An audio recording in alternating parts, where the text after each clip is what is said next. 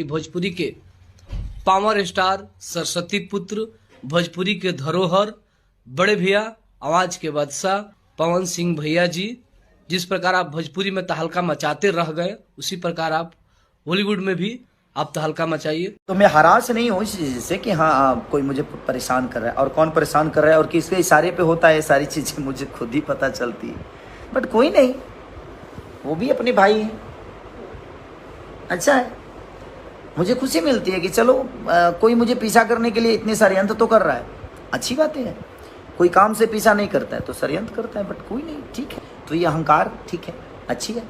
ईश्वर आपको भला, मैं हमेशा कोशिश करूँगा जे भगवान आपका भला करे, भगवान आपका कभी गलत ना करे। और ठीक है, एक ही जगह रहना है तो कोई इतना आज तक किसी ने गलत नहीं किया, तो भाई ये भी हमारा भाई ही है, गलत नहीं करेंगे।